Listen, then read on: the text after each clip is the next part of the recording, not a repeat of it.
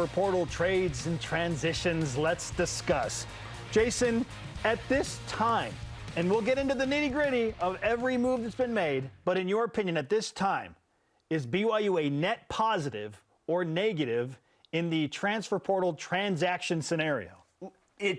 We're going with as of today, because as we mentioned, a week from today is when this current window closes. It closes on the 18th of this month.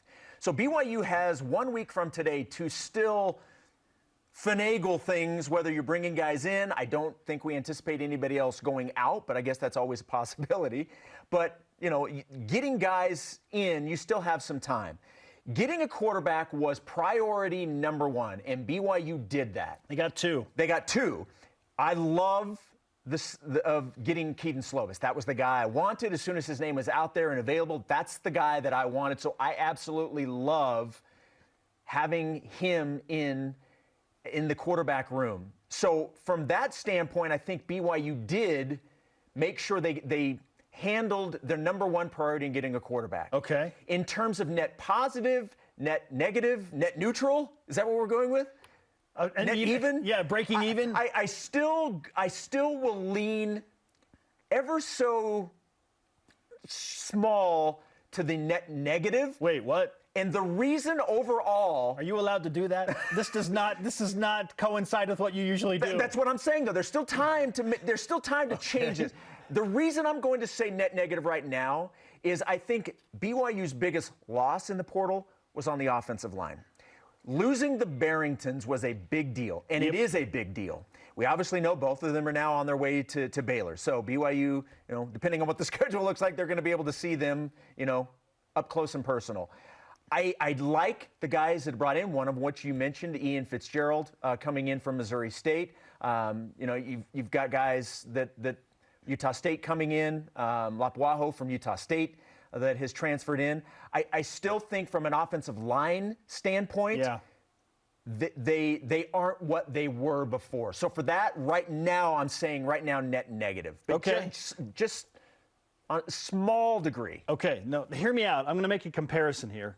I feel like as far as the trades go, with overall what BYU has lost and now what they have brought in, and this includes Aiden Robbins, who, by the way, was just upgraded to a 4-star. We'll take it. So now you've got Siale Acera, and you've got Aiden Robbins and Jackson Bowers. Now you've got 3 4-stars that have come in recently, which is nice. Okay, that's nice. So I feel like we're splitting hairs in terms of overall net loss or gain conversation. But to your point on the offensive line, I feel like BYU football has a nice house. They have a nice house with a lot of nice different things and trinkets and weapons, if you will, hidden in there. Okay, they can protect the fortress to a degree. But the security system is the offensive line. And I feel like we've downgraded the plan, right? Like we've gone from the premium plan, trying to save a little money, and we've downgraded to the deluxe level. I don't like it. Okay, so I feel like BYU needs something more, whether it's a miracle that Blake Freeland announces he's coming back to BYU or something like that. Then I feel like, okay, we opted against downgrading to the deluxe plan and we want the premium plan. You're wanting BYU to go out and purchase like a Rottweiler. Something. You're wanting a Rottweiler here. Something, yeah. Because from an offensive line standpoint, it feels like, the house is nice. And we've traded some things. We bought some new things. It's great. Got new sofas. Got a new TV. Great. Awesome. You need to protect that stuff. And that is the security system. And I feel like the offensive line, that security system has been downgraded, Jason. We need to bump it back up to premium level. And maybe that's going out in the transfer portal and finding another Power 5 offensive lineman. I like Ian Fitzgerald. I like his metrics. I think Pro Football Focus speaks highly of him.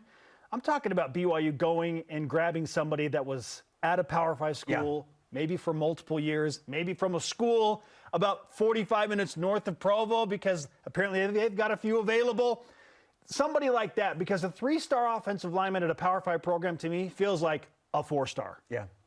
Coming out of high school, right? I think from the offensive line standpoint only, BYU still has lost more than it has gained right now.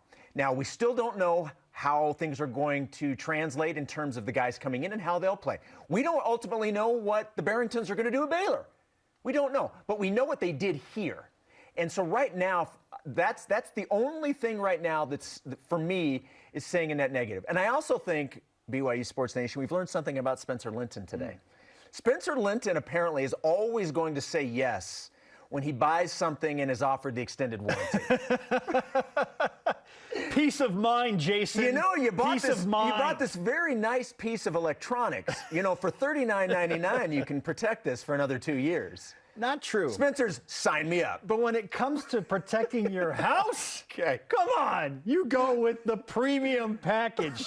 BYU needs another offensive lineman to get back to that level. Overall, I feel like it's, you know, again, we're splitting hairs. It's probably 50-50, just all positions. But BYU needs an offensive lineman, and I think they need another big-time player in the wide receiver room specifically. It hurts to lose Keenan Peely. I feel like Jay Hill and the defensive staff will motivate the good players that are back there. So that's a little bit down the priority list for me. But offensive lineman, wide receiver, just to give some depth to that position group are really what BYU needs. So, I mean, let's discuss. Okay, let's break it down. We've compiled every major player that has left and every major player that has come in. So, Jason, I'm going to read the guys that are moving out. Okay. You take the guys that are coming back in. Okay. First, you mentioned the Barrington brothers. That hurts. It stings. Campbell and Clark Barrington both at Baylor. Keenan Peely, I mentioned, has gone to Tennessee.